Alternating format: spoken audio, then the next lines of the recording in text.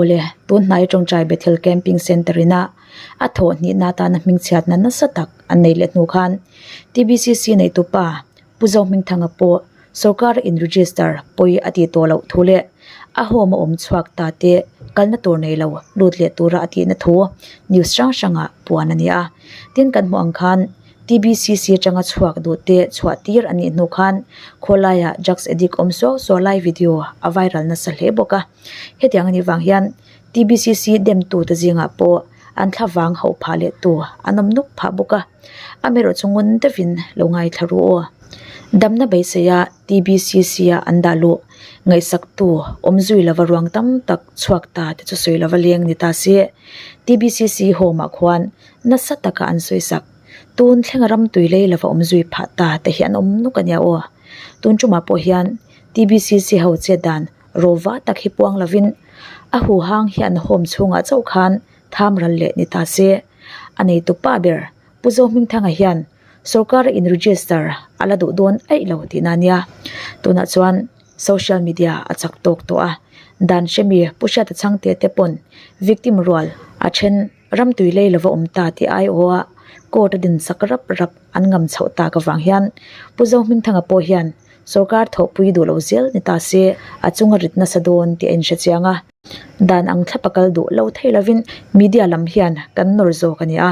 chu wangin mi pui te hian youtuber te dem ringot lavin kan lut nei in shia thiam ve ngai keima ni hawang ba ka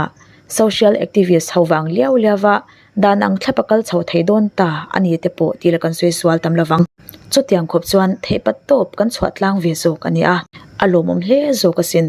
TBCC puzo ming thanga te ming chiat tho ni na lo thleng le hi pathian rem ruat liaw liaw ni na langani tin makdeu mein veng chunga drugs addict ho vai ma chin NGO then khat jinga hian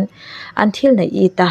anthil hu nei ang lo nei sakdai chin an omani oma boka heng te hi alang lo ro ma thil thlenga chuan arap thlak hle mai ka ti drugs addict ho man khoma TBCC da luta anthil hu nei lak saka ezon nan mang chin an om le zel ani chuan an mel nen lam kan pos ve phiar tura ngaila zungol vele drugs addict ho po an dim bik lo ang chen an thil nei ita khatianga biru chunga fing phakar taka alang lo ruama lo chevel chin hi chu kan dim vak bik lawang ti hilo sheve hlom te se engpo ni se zanina chuan advocate pusha ta changte thokho chang e thla khaun in nei ta halila ama sabelin inzo chan teila TBCC thil thleng chungchang a hian e akai kwa bera ishat abul berchu mishing hian pathian anga chem mishing hian engma ti tak tak thai kan nei lo ti pum photangai kan mishing puite kan mishing puite nia mishing kan chapowin kan han Australian review thin takon changin thosi po kan ning kan nei lo khotim ringot po kan che thai lo tuan le lama puide win lang mai la kan pui lo ni tuan mangai de en kolai hen chumi formula chumang ro kan fa te po chiteng kan en kola an tha nang ni po en kol in tingo chi ani lo chung ko mimal hi kan mi jia jir hen kan dang beka ten chu work thata work property anam thai lai chen chu tinung le te takma an mani ba ne photi ko ngai tu wangin mizo society hian kan chung ko kan tharau ti sarul thara mimal te hi mizo christian te hian ta number 1 le chun na kan boy nep dewang tu zong ai chun hau chakma kan uma hau chakna kan na phena kan thanin kan fa te kan ngai to man talo thin ni duna sei family home mission front kati memo home mission front khatu apoi moreng adigreng mara chu ka sei fo thina e home mission kan fel wangin NGO we me ngani ko khana Sunday school kil tak kan jo chokla boxi lawa tu han kan ji hoi kan du din kan kala ngai dan chon kan tia kan tang rula lom kan tia atang rula lo zok te tlem zok te mo atak zok question zok til zok in til kan rabdel ni ne cha hanin zo chauta zelila tianga han ru hlongai drugs addict zungol ve te pon yang chu mizo ram chunga me pon la na khovel huwa pangpon tam tam e mema abikin mizoram chunga kan concentrate do na wang tu na mizoram chung bi kalo target taila mizoram chung bi ka hian e ru hlongai abik takin tun na hian ni kum thawa chang khan an pung an zware mem ta ni nam doi lor thaw wang te po hian ani ma na chuan kan war thaw e mem ta hetianga hian apoi mo bera chu home tha kha kan ru hlongai ngai te hian home tha hian mamoni i athan chu rui lo ngai han ti jan tharau pian than te lo jan ting i ti wak ngai na hi om lo an chuak an ti le zel thodon chuwangin tharawa bon pian thar na theina tur home tha kha an mamo ve ni ka ti amo lok be lok se cái này interview cái này người cái interview tôi về đó là đó là này interview po ni lawin an kai don di o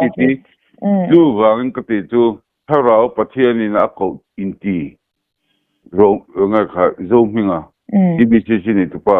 thảo bắt thiên mình ko ni ti khan ni là chết đàn à thảo ngay chết tanic chú là chú này zo na pakate ka TBCC buổi nang vang lo chok ngay TBCC buổi này lâu sau TBCC này tụi pa vang anh đi pot TBCC này tụi pa khan bắt thiên ko na shein mangai na nen enkol tak se la duna po hian kazot rufowa he tunai chu jak sadik la mi miran nel thara kaloma mo mi pu se thoten min nel hi kaloma tu ste fo thina mel ma te du le halal deu chang khang deu ni se la mi re thele tun mi jok te min mel ma lo se la ti hi kapa min jer ti na nia tu vain mi diklo mi powerful mel ma hi interesting ko te mo tu vain kan se du le tak jok chu zo mi nga khan pathian ko na se tak ni se la ato pa khan ti ta win aron chu tir lawang tin mak do mai chu jak sadik ho ka kom na hian i khulaya an omawanga piang thar amo pathian mutai mo jak sadik se dam ta anom lo tu wangin pathian thu is tinal maine ne en koloni ti chiang khalai ta kan lo se chaten lo kan lo se vele lo kanga nei TBC jan ron chuak he tuna product se di kholaya mu to tam taka omani ente video tin an ron tilang ta ni am mai ro chu khang ho kha youtuber te wang tiang san te an han se sial ta kan chu kan se tum jok te longai thajaw lok la o ta khan ai kholaya han to lai dak se di chuak an tam em ania TBC changa chuak te po tam takan om bokang kha TBCC hau chan tu te I pho ni ta ni TBCC changin te tiang in se la tiang ka ma se kha TBCC chang khan kum hi hay dak se dik phe cho ma khan kum ni cham nga tania o kum ni cha o to na tun kum so ko tha som nge kum khat vi ani to a ma se ma khan kum ni cham to pani mi pakhata hian chuan khatiang pakhat ma tharau dam na chang buk si lo rui lo an ngai tai ti om buk si lo an juk tang mol ve to pan ro thuak an angai pat an le ve zel om ja do kha khuta khwan chang kai na pakhat ma anei lo o thara damna ombok si lo taksa damna ombok si lo chu engi om ja khu om khu tu wangin ko pa so yang dang lagin TBCC chuak te TBCC tangon chuak te I an student home student an ex student XTBCC sian ho ka kan enchuan school chabak ani lo ti afiat so they man nothing is St. Paul school cha kan ngai an school chuak ho kan na chatak tak an mo ko tla ngam jam tak ani bani so ti angani tun TBCC chuak ho ka an mani laka train chuak zuk rehab chuak kan hisab chuan school chalo ni ti achiang lang tu wagin number 1 atun TBCC en ko tu zo nga ka pulo thelo ko ti adi khop mai se ti ko ma chuan ti chuanin I ro poi zo no poi mo de wa kan zo le ma in entinge TBCC ya hian thil pakhat aluang adanang zungin advocate ini nangin nang zani sheve kanga I home hi du adin the ni entinge puzo mi hian adin jungot thai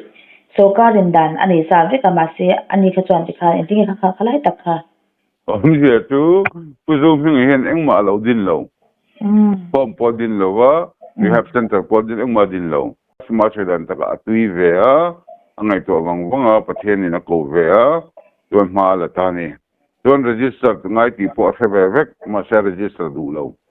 to register du lo na chen kha tong tam to manga aman a se beranga register du so ma se hetiang ngai to me tuan I tranpui ka ngai lo tu man na tranpui na ka dil ngai lo tin noi som ni a u te ti zo san te Congress la line noi som ni an adila project noi jan ni an la peji yo to a he India paisa nia pakhen na tanga direct rong kala ni lo me kala thailo atimi lo tu wangin pui takane tu wangin zo ming thanga hian engma alo ran deine mun pakhat se ma ta chuanin ai mun pakhata siam po khami aram kha ama tani lawa tunga hen chang ni le som por ko act an siama chang ni som por ko rules in ron chok po atro tumi nu jong an le implement mumal talo ngatinge an implement mumal lo ti ka so a ngatinge khumi te khu lo ti su he law and order problem ni human rights violation ni ti ka kan sarkar ngatinge ajin tor lo pan ti chuan TBCC hi tong kama an seng de lekin pem tu tu ta seng central way me jail ani bang central way me behind the scene a thulura central way me do ngam mo du lo zong tingam hi kan lo ni tu wang ke chuan ka do ngam ti nan lovin phunglung ba ngai laka claim ka phunglung level ka upgrade leka central way me ka question ta ni zata ka chuan khumi ram khu ama ta ni lawa midang do nei tania midang pe tania khapo kha ama ta ni lawa ram po asakna po ama ta ni lawa za chu ama ta kha ni law vek theim kha tumi tan chan tan mania pu mana ngai ram pe ni 10.5 bigger sinata le ngolve mai tu te na tu apek chana kha ji ka rehabilitation adik ho en kolna ni ta ni ma te adik ho en kolna na pe kha shopping mall lo siam ta thung sela pu mana ngai no he ka pek chan ni lo ku idol le du atimeng o amai ro chu khami kha home khumi home khu chu ru longai ti dana mun tura an pe kanya leba ka sarkar pon ru longai ti dana mun tura cheng noi za ni pu khan pe kanya leba ka khamun sang donation te kan sa michen khatinan soidam phe chuan sabra ma tang te pon noi za ni te po donation adong chi na lo man ti ni por kha arang mo mo ko mo thing ka khati por kha du ve chi ne mani delhi kan kala ka pulo le ngala ara thei lu tuk lo sin ang a hau tak la sang lo ko men chim lo ma se kor o de u khar habi ka mo khatiang khop khanin akhosa thei ve fa de ko phaya te da khatiang khan ai zon na bi asana ane om kha shat por om bi chwang si lawa ama kang reng khop mai ka ti chuan hel ma ko gata te india ram chung chowa dan mumal takle sarkar in registration ti mi alawa din kha ngam lo thlu ka ni chumo ngam lo tuk ni an ngam lo tu ba han ngam lo le ba ka mo he kan thian te pun an fa chen handa tua ta khanin an ma ni fa te du than na nge tel lo chan da ngam lo zane akin de edik poni se jungol ve dak se de thilek lek poni se mishing dik na chan vo khamo human dignity anti kha an khai lum tur an khai lum ma theng right an evek mishing dik na chan vo right kan nei thau an nei thau ni khatiang jak se dik te po khan khalai kha ke home te mela zoom mingam huna yen ji teng home kan ti tuan home tak arana ve mo anti palang tro zoom mingam huna yen an home case an zuk khwe thak yen I atamber tum mingan lo sign tir agreement bond agreement ve lo sign ani tu man jana pa pakhat bright de me I lekhathiam graduate adik ve ko zo chuan ani le enge an ji atu ichera mengai je kate ushe kan chier man lo kan chier ngam lo phim chimatin rig pop khan me sign do len te sign anything tu tianga mi phal na le ram ti na tu kha tu lo kalkata ta hun chang kang zo ka chon with the proper consent without force mo mani willingness akha an pengan sign ngan che thot ti ranga an sign nga okay ilu to chuan tharuk sung chok the lo ni adam lo na ni lo chuan ti te kha an mani meba ka an ni ta ka chun witness a khan an guardian an nu le pa mo legal guardian khan sign ti lethin witness ta khan ka on mob lewin luta chuan I intinan draksa chuan kum khat zuwa ka so mani ta kham ma kan chok du ta sela mo som til tu ka ba chan chok du ta sela an chok mo thelo awang tu khamile kha bon khan lo sain enge bon he je kala khelo mu chunga ma pui nang pemilo zan pui lamo bon an zu kala bon sain thina kha standard om tin ne sain sa in an lo da an mani inmate ho patient ho sain tu bi ka kha an ti olan sain pu ban bom lut mithin ni khatang an pho dong khan nu le pa te khan lak dong khan he ta ko ta bon na kha kan selamo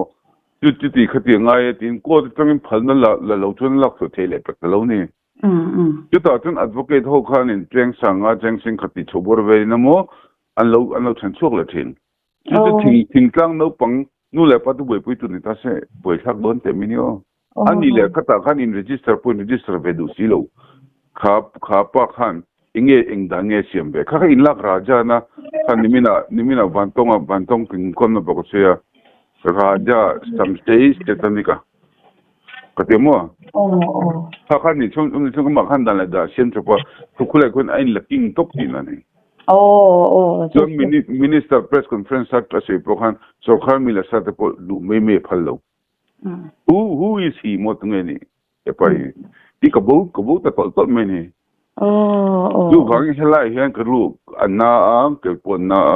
zo ming hi inge ani ka tiang te lo pathian zo ming ang pathian in ming ko di po zo ming pathian le ka pathian hi nang lo ni nga te ka ti mi to ni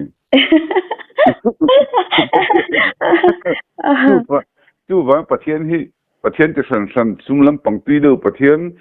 sex hurnalam pang pathian e ru pathian te kan nei nga ain pel sup te me the ni mi zo men mo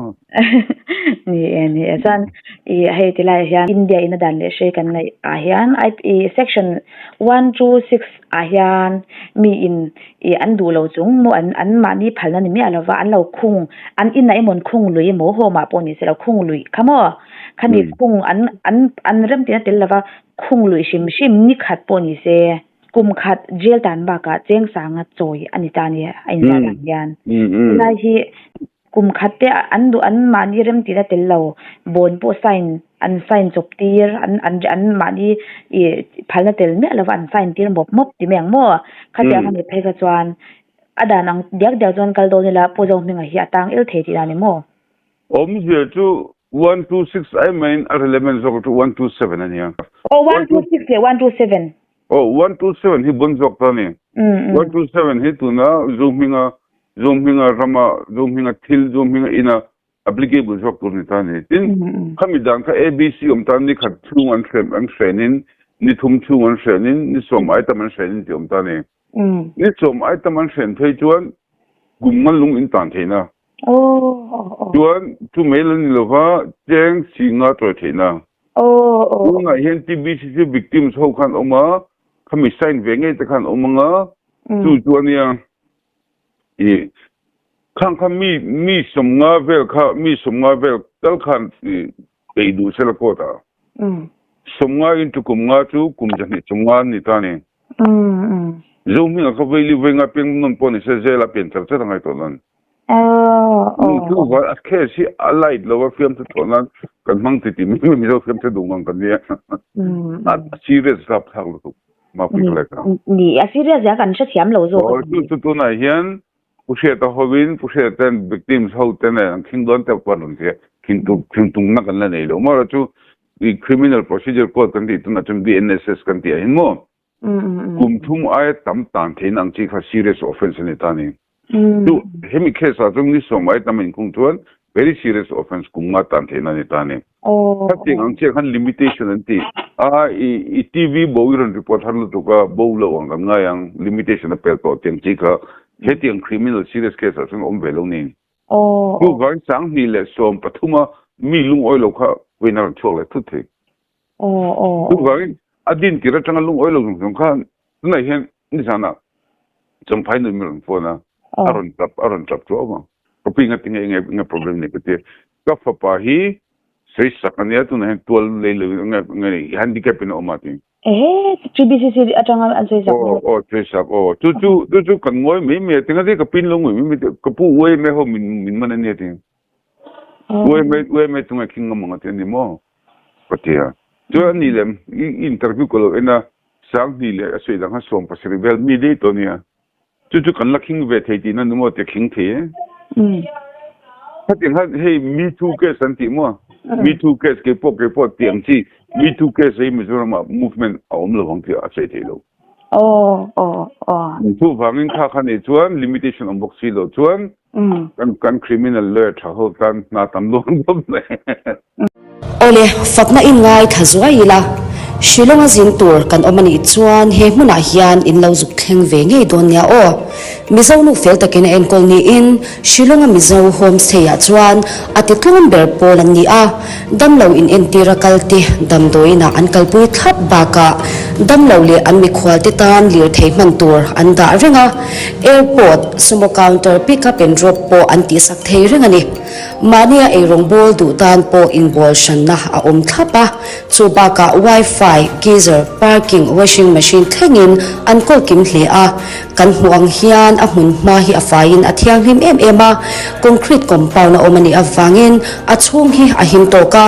zirlai om chil du titan phei chuan hun du thu sam khoilai huna po kal rem chang ani awang le mizo mi pui titan rong bol na anganga ya rent hi anti tlom fal em awangin Shilonga zin turemo damlo na wang le zirna wanga kal tur kan omani chuan an ma ani nge hi in lo pan ve nge do nia o Shilonga sarkar hospital lar tak negrim hospital bullo ka om an ni boke an ma ani be pop du tan contact number 9862 361 967 a hian booking in lo ti zel do nia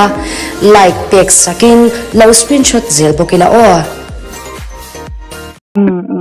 kan takhanin alela ma chuan mani e puzo minga interview chen khat lai po kal en ve thawa e asedan khan khulai huna kwan ya midang pui tu mamu ang ve mo ke mani chuan ni e kan in lo ni e chang jong khan I midang pui tu mamu ang khan a in soya ama e ro chu pui tu mamu tak tak ama mo tak tak I sini se kha health minister pirin pui ngi po khan aron pui kwak ngama kha khado ta soi karing lo pirin pui khan kati ngon do den soiten tingin ko na ya ai ni lang mi puiten chu tiang kha tan do lo seng tin ril ru hai drugs addict te chu do tan seng an ti ta ma se pirin pui health minister me ko tan do ta soi lawang ka tin zo kan chu adik ngo official ron confirm ngom chu I drugs addict khau thu soi kan oi lo ni pan kan health minister thu soi chu kan oi ka ringa mo kha tiang khan ron se chang valentines day ni ya police welfare lampang khanin enge enge zuk tin tum kha medical check up ti medical check up ti lan mani chan pui tur ang jong de khan tro an lukal kha lo no lani po jong min khan a sedan kal mang khan kha atak tak ani chuan a chunga dam lo ti natwar ngoi a chen chu kha bawral zui ta teng te po kha bang an tama ni kum luka pon na oma ku mi thar athar kan sia ma khu chuan ang jong in soi fi le ma tuma cha tharan sia ma pu bawral om tar tholom ni kuma po mo e kumina khata aphal lo chan khang banga nyang tingai to chuan kan zo mi ngai hian a mun TBCC enkol dan kha bon la mi ama mo velo ten special ngam ten an siang ti a hlau chu ani mai so kara anin register chuan hei doctor te MBBS doctor ngat mo an penga chuan khami ba ka ham that na sang kha aum thedon ni so kara anin register ta kha chuan ai le in tung danga po ni chu ham that na le kan puina chu chetani ka te ka du lo te lo ma te sang khan chetani ka ti mo chu te nga ti chuan je chu pathian ni na ape ka ni lo chu du lo je chu zo mi nga khan tu na doctor te a patient te du ta ka ankle tu nei sela lom zok tu kan ngai la khan zo mi nga chon du ve lo tu ni se tu nang khon boi lo ngo zo mi nga ani nang sa thia mem nang chon house rana a thonin pu he ta khanin doctor ro ko ti nang o kan chen te ro ko ti nang o mi ni chuan e tur kan o ti sela ti in lang chen okay pu he thank you god bless you itiang ma te zo mi nga chuan ngai to bang hang mi te hen hunga kan enkol dan dik lo te an mut na shom lu ten din shom lu ten hunga an sei dar le don se tuan rem chang lo keu te ngati tin me khaya ja lo le me ja tu wangin nam te tu ru thade de rak be po da ke mang thoi ni rak be po ta mi tuan an rak don hen step thum ngai to thina lo zo mi nga te tuan in pi sokar enkol kha phalse entry kha low pressure and zo mi nga ni nang tu nang hen kan goi pi lu ni nang chu doctor nia tu en abul bera tu zo mi nga kami boy ne zo mi nga zo mi nga management afela law and order afela basic human rights violation na sal tu ga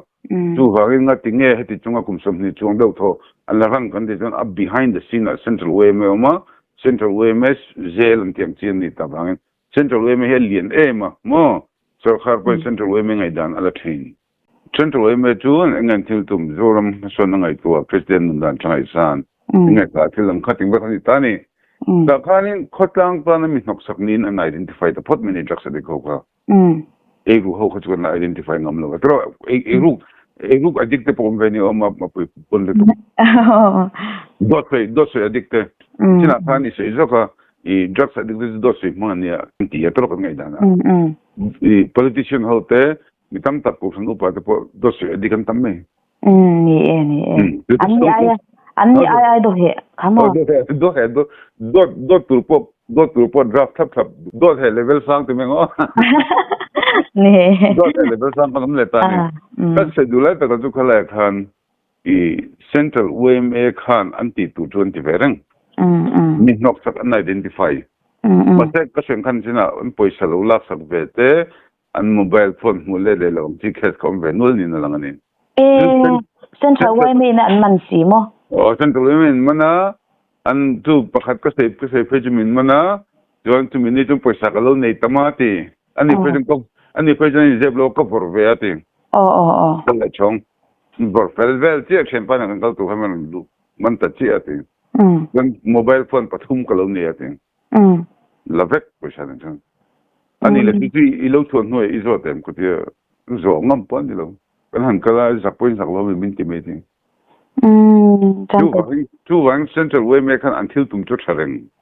khotlang tan nok sakhat ten fire uta dustbin a pain pandu mase dustbin an painak ngot theina dan khan nei lova mo dan dik lovin chu andu lo chung wrongful confinement a khan central way me kha accused pakhata don tak chini TBC worker so kha bazar be ran te del andu dun manan fuetha ani lova Teta NGO lian le tu kan za WMN san ni tu kan hlau man kai lo ai po kan hlau ma zo kha mo a oma kha ho khain fel takin khotlang tan til thati du na wanga malave ni si khan anti dan a procedural lab sa kha ta khan police na te pe mesela excess ni te pe sela an din chelo mai tu ne he an mobile ten paisa te pot za thini he pa sing khasanga ei sang sari ei zathum chun he mobile ti khati mo in pure backup sila central way me kan faklu lui don an poisa le an thil nei khan lo du ve le thau box si lai kha adama tha ve thau khan ne Indian rupees kha man thei ti azol kan chatlang pe kha tu ba min khala ya khan kan sei du jok ta tu kan sei sim khatna ni ta pi rin pi shen khan eye open ni vexela Heta kan sei tu David case airfield case ang sele lokunga khata khan work theina kan nei lo BDP mi tuma work theina nei si lo kan bo ve shepa athita ni chiteng che chuan central way me kha polin engang pol ni sela ka tiram mo central way me kha polin engang pol ni sela tunei na nei lo danin tunei na pe lo tu wang ka sei fo thina ka pa ka pai ka sei lang powa mana new ser chipa kan la tlero deadline kapa chen pa vai pakhat gur khali athia we me dana chon som pani ma thi chon buing hal thei to pani no thi chon ni lumen ngai lumen an pe lo we me shoi de shan khan dar khale mi somni panga vel thi kha som pakhat le mi somni panga thi an je sak ni chong kapa kha THINRIM over a chen pa ve ne kapa na se chu we me shoi tu akova inga nge hei in vi pe lo pani se mi lo ini chung por ngo pon kan vi pe lom than lai tet po we me din man than kan lai na sala tu ka ti mi zo tom ngai na kha mi zo tom ngai na kha we me hen keng nung tu ra kan ti lai hen a polluted a corrupt a diluted ang lang tat mini chu ga ngin ka the chu we me hi mi zo na bong him tu te lo me bong him tu ra institution zal buk lien kan ni lai hen we me hi NGO ni ta da wangin a membership hi compulsory ni thelo voluntary ni ka du le ko we me nga ka du le ko we me lo thei member lo phe chu khoi thei na ni lo sim a member chung an khoi thei ber por NGO na member chung khoi thei ber chu member chung a ban member chung ban nang phe chu kal ka tai ma we me lo por ni le nge tro chu wangin kan pol len na te kan thomal nang chi kan exploit de the thina ni chuan hemi TBC lo pok ke hi sorry to pa amar chu apoi to ba ka tu nen ka lom vele na thunga chu hei hian legal awareness da bin pedona NGO te sarkar te ko han te thangin eye opener mo min ti har tu atangsela chumi ani chuan torna chumal somna lo changdo ni o ingai to dan chu ro puile mai hetiang hiram mangai tu dik tak ri ru tur chu ni man ni lo khan hemi thil dang dang kan boi pui na ko nga SOSP nen kai mo SOSP kan pu het nang he dan che me ni la fit ro pui se hi pen control lak lo tu wangin drugs lampang drugs manage lampang han boi pui vete tia kan ti du ni ta se chuan Mizorama hemi crime kan ti mo so solere za sumre item ma hi drugs wangani ti mi ba khoite poisa bala ru sakte mi na lu te mi thil ru te in tual tha thang hen drugs pa ki tam em ma ti di tak chung le chulum ko longai to ngai lo ko longai to don ne khati moi ve me ya kala ngai to chung lo le ni all these times all these years kala ngai to it is somebody else problem not my problem ke ma problem lo tu te mo problem ni ti ngai dang kan ni wasam mania ron chua huk ni ya YouTuber pakhatin mi pali mai ti lang lo tambal pali an ko ma khang kan nok khoi tu am ta ni asya langbal fel tak tak aizol mi pa ngai tak tak ani ki achianga anum dana le antong kama khan khamina se chu veng pha kan kal tlang line kha nang ni kha kan deng ang kal to chu o kan deng om tlak in ni lo kal bo ba ro an lo ti ni mi aril dum na asoi khan ka tu tum pen ksei le hin ma bi ka tu ke lo lo mo phe mi zo wa tu nge in hospital om chu tu nge kan om nang le ke hin hospital kan om mi tu tinga lo tu ta ka drugs na dig lo me the khur herna mo sum le pai mon edik thosin ta chuan le TBC chung chang ka en kwal chhota ni chu ngai dan lo chok ta 20 bin karon ngai dan ko jik betan bi khache chu ba ka jik lo bang ka dia ta kan TBC victim ho khanin WhatsApp group an dina chimeta chung pushe lo tel vero tin okay ta anile mo pushat the Mizoram Drugs Control Substance Act 2016 le the Mizoram Drugs Treatment Rehabilitation Center Accreditation Rules 2019 the anwai guidelines the hi zomani lo chan chuan drugs addict hemi zomani lo zom nge turati khani sia lo kha izo na nangjon thil ifia min zo tile mai sebe dak thowa si ju nom na thon income kamo se tu khar dan khanga dan thade bunde bone kha ta khanin mi pangatan ek in pakhat mi somatan ek in pakhat pangatan bolen pakhat nei tur ombeka society and register tur nei ombeka maro chung mania discussion changalan dan chuan let pin se chodana ta chuan thami dan khan lo siamuluk tok lova akhem na dan a punishment enforcement clause sa section khan lo nei chalo ne adana khachu o ma se a punishment section punishment dana khan lo lova ai society in register lo tu Mizoram thunga dan hi phalani lo ang tine ta tin Mizo kam boi thak mo community based home mga faith based home le tani dun dom hinga pathelin min kowa pathelin kiro minti ati khan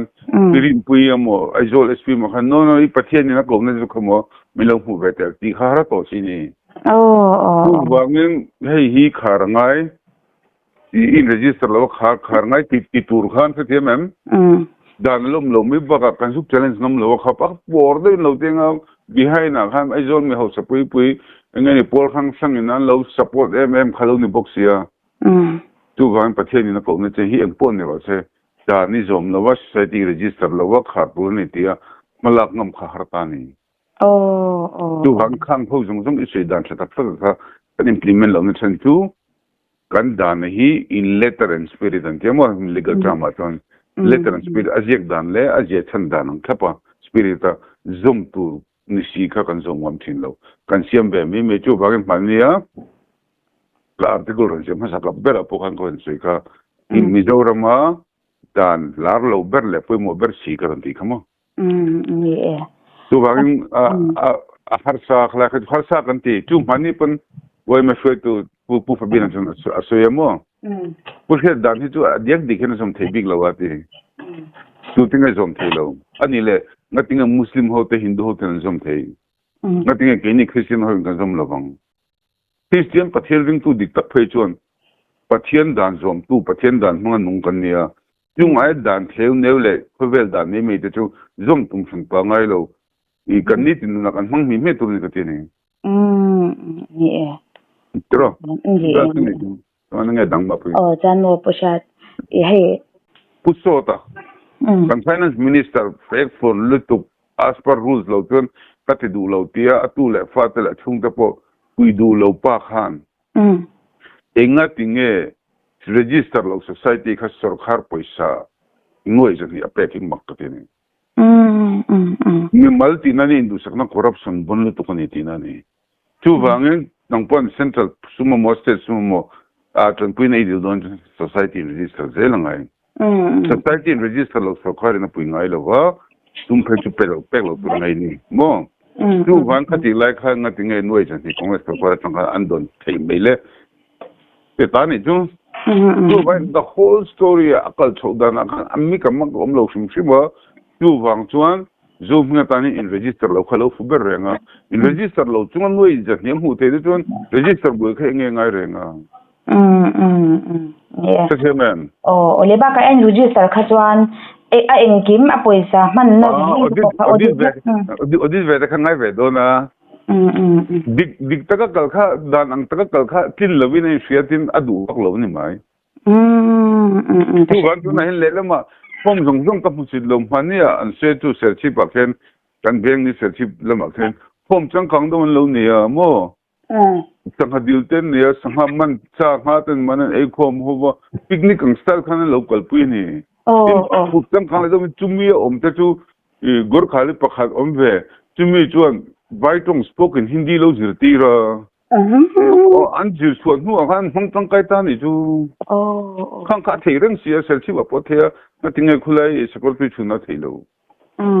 sel chi ba din tu pa ho le hom tam tak din tu sin the school hom kan ti te hom din tu to ho hi an ru ruin ang vek big lo ni ti kha cheng ani a home chin kha chatak tak chu me khu grace an ti ni khu khulai pura mate home khuilo she ve tem ka so chu ba pi ka lo se bak lo se tu se chi pom po chu eng ting ni she lo thein kom thang lo kan nin dia ka lo se lo ko ngai to se ngai to zong kan ni ve she lo zong te kan nga ve mo phim thu lo vin ka she lo kan ti lo zong kan ke mani mi ron la pik lo me ron la chun lo chi tis isi o ma o mi tam tak chuan an the ang to kin kha mi te hom than pui na na ta na sum le pa ron pe kha atang kai theng bet ti sa ru tharau effect tha theng bet khan an ban ani ti cho chiang khang ta chu chang pui ngoi tur khang kha chon register pon tre lo mong amar ro chu e ru tu man shlo se ka bun ka chala yang mi po thi sela ti ang chi se the mem mentality tan kha chon register kha cha gom lo em lo adikalo tu chu ni mai ka mu da tu se tam ba ko mu ka chalo tu vain raja samsei setani ka ti ka da dan ani mai chanen o ai nga po lo ni se pathian ka na ka dong ti ya ni be home din ve si khu enga tinge I aman en kol la ru lo ngai te thau en kol ti na chan hi le tu omje tu tumber tu minimum expenditure maximum income do ti na nia don home in me ti poi mani people am song se ka ten arilu na adik ho hi I nge ni vic nge ka den offender mo inmate anga ko lo to ne patient ti to ne ante mo mentally ill and arilu na te ne wang khan ta tu wangin khami mental patient ho kha apmangai tak lo wa sum mu na du tum point chuak vek sela pu home lo sela pe tang ngai income rong kal to ang ni cha adika long ka chu wangin uzo minga kha mizorama mizo christian jinga sol bera ka tilo uzo minga anga pathian ti sia ei rute pathian ti sia traplom luama ngai thua beng vela lam vela jingtong traina kala som pakhat pechak tak te po kha kan fel mul thong lo dot se pe ju thu takhi kapan ka ko lenga ka pa he thu dik te pop mai nia khor ina thu dik se viawa ko khan hi belbul ro ko khan belbul hi athati na ma mi chin ase ya ka pa ding ve ngala ka maron se khan dot ase ni ka ko khan belbul lo tur pathian belbul tur ate ko khan nep deu deu noi deu deu an tam na tok chu wangin pathian belbul la tok mishing ko khan chu mishing thelani tin ase ni mo don athule che kha abula thu kham pukam nu nei chu I huai sen mat me thu dik deu deu history me ati kapan en bang bang chu nu chu kapa mishil dan chu ke en bang bang mi ta kapi iwan mol ta thu dik deu turin huai ngai thei ne dot po huai deu deu swingam chu enge thu dik chu kan swingam lo ngati ni dot sei kan huai thu dik sei kan huai la si lo mo ni ara nei hetiang ko nga hian lama chan dikna chanro mishing ni hian in human rights right kan nei ve engang po in I chu drugs addict mi swal enga twal hatu po ni ro se mo ni mishing dikna chanro hum him ko nga hian thei pa to phi thwa ve thina khulai en mo ma pui lokina top na lam ka top an thanglo ding changa ya top no ka sedu chu kan ti chan hi pui mo kan intention ni e zo na khan intention na kha ti sarul thara bol ni se chun teng khopin an ping chelawang ni khat khane ka se om ja to intention na kha pulo thei tu na run chak tam tak khulai drugs addict tam tak te po hi kha in social ni kha ma jong to jong in social la anan ti te pu za chang shizero ro se kha le chen khan oma khulai huna drugs addict pakhat ma ti dam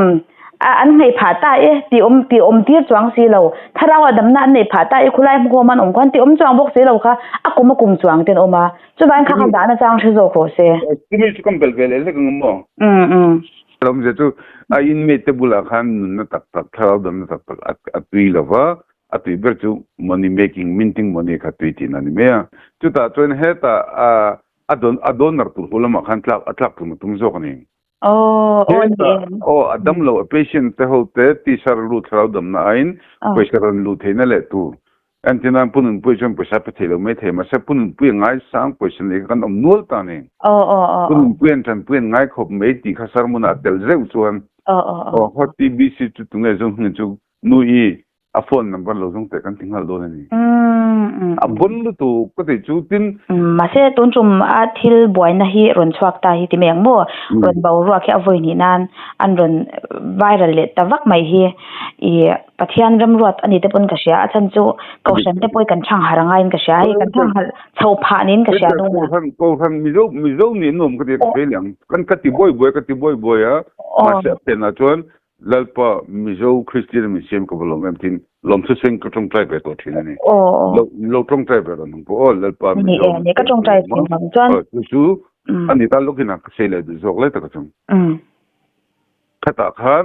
tuna ko khan kan ti te thil kan ti re hen kai ti boy ta kan thil tha kan mu chan mo mizo hen kan zom thelo ni sa ka min nom kan ti be le tu ai nom kan ti le tuk mai pon na traffic rules tung chang a ngot po state dang te fak khop le Indian Prime Minister te pona min swan khop state khop turin kanin evor la so yang ko chanin mizo thi ani ta ka chan thil cha chan thu kan oi ini mo tu ban pathian shel ram le nam kan nia nam ro pui tak zom tak tu kan ni tu wangen tun kan din huna chuan pathian thu shila chan dam na thu shil vel ram po na ram thim ve po hi kan la fit che lo in ti fit lok teng khai Mizoram hin ko han kapon kan malang ni concentrate la mani in chunga tan ko benga tin masaila stu wang tuna tanchin cha mani lam pangchiang lawat zuk sil kan tum I aboi tha a fruitful lo mai kan ram le nam te ro te mi ngoi som pathum vel om kho mai chang kang de min develop ila min engting e khimi te ki an chang kan the khimi te ram kinga te no me man chon tianga ti ta kan an ron jinanga tourism ron jinanga kan bin hun en kan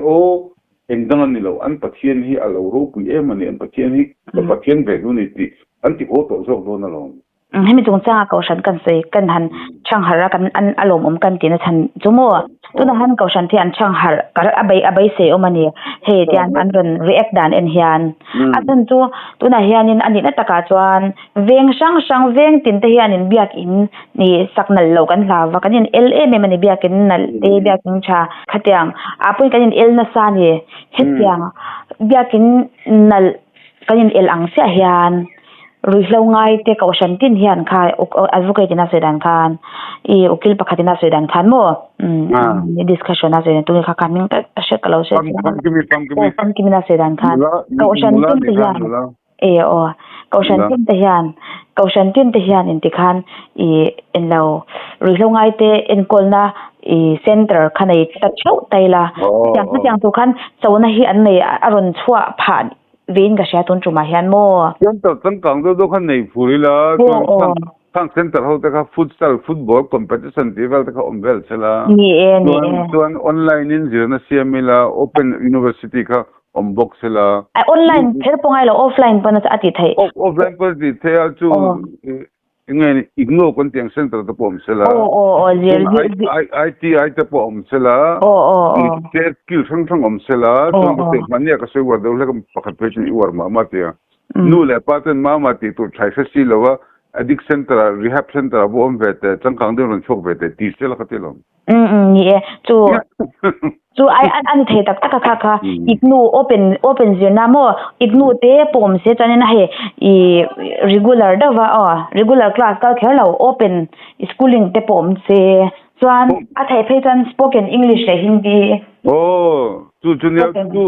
nakina tun tang kunga vela jon purhiat in boy pilwe le nu khang hom khat lo changkang chota hom kalut kha advocate ni veten kati LLB koron so sin ti ho chela mizoram ma chuan ko khan mi ni lo kan lau bera ko khan tla kim lo kan lau bera purhiat da chu a fel lu tuk mi popui peram le nam pom mangai ma se in khom ngai lo tholo ma thot pe lo jun bam de ma chu bom je chu kan fel na le kan thatna ka in terms of ko khan ngai din mun purhiat ta ngai ni ve tuna hian chan tua mang ve ni ko kuliko na bo han upa chini la jang thuse hi tuna at tum la zo mai thei mi minga dam po sang de mai thema se kha khe pe be lo tu ka ti lo tu wangin apoi mo ber chu kan se ya ram le nam chan tur le siam sa tu hian tang kha se ko sum se pani mizoram lo pe na chang khan beidong tu ko win tu man kan la beilo ma pui le she da chang den la beilo wa ti jeng bok chuan mi malangin mo venga mo ko thona mo angin kan la beilo ni tu vain I beng miang ka tin chu adi be hot lo be don te kan ching ma lau tu te kan vaya tro tu wangin mizo christian kan lo me mizo christian tu affor tu ni a pay tu ni ati ram tu ni tu mi lo chon ram lo pi kan khang don lo khovel khoi huna Tokyo Philadelphia kan kalna by the way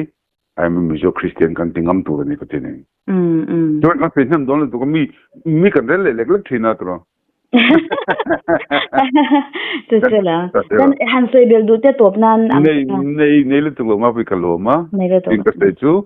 kan ram le nam hi ka seng che khan potential kan nei rap thak mizo te nang po Kolkata ioma icheve langa athu pol in zelang atir lama heta atlar hunga po thula to pa chu chairman le thinang khatiam khop talent khap themin pe atram kai zong official zongin kalila ti sar ru thara combination a themila pathian nung engkim thai pathian kan nei fela ning chet nan hmang lovila mason nan hmang zo ram le nam adam don chiang lu